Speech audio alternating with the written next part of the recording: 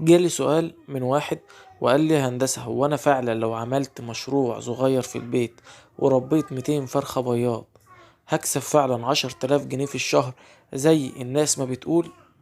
قلت له ممكن تكسب 10 تلاف جنيه، ممكن يكونوا أقل وممكن يكون أزيد. الموضوع متوقف على عوامل كتير جدا، وممكن ما تكسبش 10 تلاف جنيه وتخسر. قال لي: طب ايه الأسباب اللي ممكن تخليني أكسب ال10 تلاف جنيه أو أزيد، وايه الأسباب اللي تخليني أخسر؟ وكمان عايزك تعمل لي دراسة جدوى لمشروع صغير في البيت لتربية 200 فرخة بياض. الراجل اللي عايز ينجح ده قال لي: انا عايز اشتغل صح، وزي ما تقول لي اعمل انا هعمل، المهم ان المشروع يبقى كويس معايا. قلت له: اول حاجة هتعملها هتجهز مكان عندك كويس بشفاط وخلايا تبريد، المكان تكون مساحته مناسبة. تاني حاجة هتعملها هتجيب فراخ من مصدر موثوق منه. طبعا احنا عندنا فراخ بياض للناس اللي عايزة تحجز مننا فراخ بياض، متاح جميع الأعمار وجميع الشركات، سلالات محترمة وفراخ واخدة جميع التحصينات ومناسبة للوزن، ومتاح توصيل لجميع الأماكن. تاني حاجة قال لي: ايه الأسباب اللي تخليني أفشل؟ قلت له: أول حاجة إنك تشتغل بشكل عشوائي في مكان غير مجهز. تاني حاجة إنك ينضحك عليك أو تتغش في الفراخ اللي هتجيبها، فيبقى أنت كده المشروع هيخسر معاك. تالت حاجة إنك تشتغل بدون علم وما يبقاش عندك خبرة. فقال لي: أنا ما عنديش خبرة. قلت له: مفيش مشكلة، متاح عندنا متابعة شهرية، تقدر تتواصل معانا على الواتس وتتابع معانا باشتراك شهر بسيط. منها بتتابع فراخك عشان تتعلم فيها، وكمان بتاخد خبرة كبيرة. بعد ما عرفنا عوامل نجاح مشروع فراخ البياض، يلا بينا ندخل في دراسة الجدوى. بس قبل ما ندخل في دراسة الجدوى ما تنساش تعمل لايك للفيديو عشان يوصل لغيرك ويستفيد، وما تنساش تصلي على سيدنا محمد عليه أفضل الصلاة والسلام في الكومنتات. دراسة جدوى لمشروع تربية 200 فرخة بياض في البيت. وبما اننا قلنا مشروع تربية 200 فرخة في البيت، فمعنى كده ان احنا مش هندفع ايجار للمكان.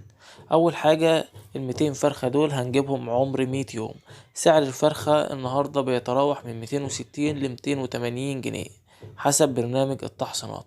احنا هنقول سعر الفرخ 280 جنيه. لو جينا حسبنا 200 فرخة ب280 هيطلع معانا الناتج 56 ألف جنيه. طيب الفراخ دي أول ما بتيجي عندنا بيبقى عمرها مفترض 100 يوم، بتقعد حوالي 40 يوم أو 45 يوم عشان تبدأ تجيب إنتاج بيض، ونبيع إنتاج البيض ده وتغطي مصاريفها. طيب الفرخ الواحد بيستهلك علف متوسط 4 كيلو ونص لحد ما يبدأ يستقر معانا في الإنتاج. يبقى 200 فرخ هيستهلكوا 900 كيلو علف لحد بداية الإنتاج. سعر الكيلو قلنا 18 جنيه، يبقى 900 في 18 هيطلع معانا استهلاك العلف 16,200 جنيه. الفراخ بتحتاج أدوية وتحصينات في الفترة الأولية من 100 يوم لحد بداية الإنتاج. تكلفة الفرخ متوسط 5 جنيه، يبقى 200 فرخة يستهلكوا أدوية وتحصينات متوسط 1000 جنيه. ويحتاجوا شوالين نشارة عشان يتفرشوا في أرضية الأوضة. لو انت بتربي أرضي يبقى هيحتاجوا شوالين نشارة ب200 جنيه.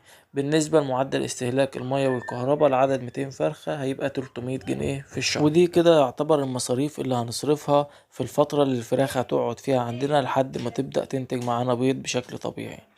وهي 56 ألف جنيه تكلفة الفراخ، و16,200 جنيه تكلفة استهلاك العلف، و1000 جنيه أدوية وتحصينات ونشارة 200 جنيه، ومية وكهرباء متوسط 300 جنيه.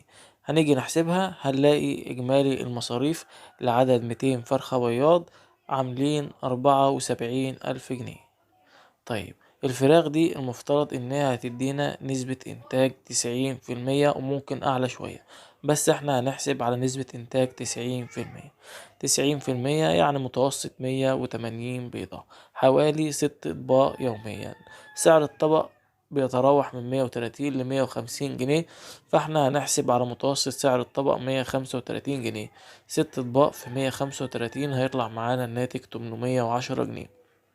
الفراخ دي هتستهلك علف وأدوية يوميا بمعدل 110 جرام علف لكل فرخ، يعني متوسط 22 كيلو علف يوميا.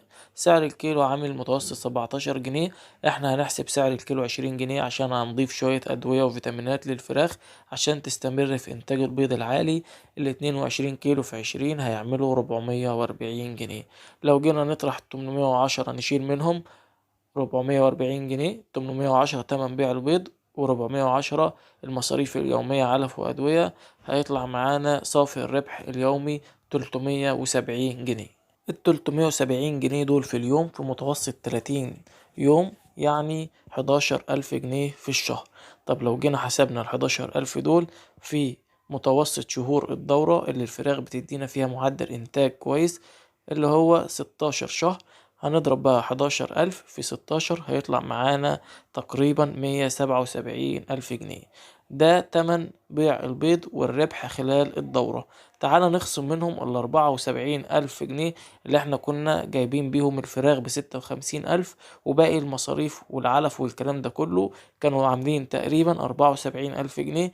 يبقى 177 ألف ناقص 74 ألف جنيه، هيطلع معانا الربح في نهاية الدورة 103 ألف جنيه. طبعا الرقم كبير، بس ده كله عشان انت مش بتدفع ايجار ولا بتدفع عمال شغالة في المكان، انت اللي بتراعي الفراخ عندك وانت اللي عندك المكان. فعشان كده صافي الربح للتربية المنزلية بيبقى كويس جدا عن المزارع. لسه عندك بقى تمن الفراخ اللي هتبيعها في نهاية الانتاج، ودي سعر الكيلو بتراوح من 40 ل50 جنيه، لانها بتبقى فراخ قطع بيض.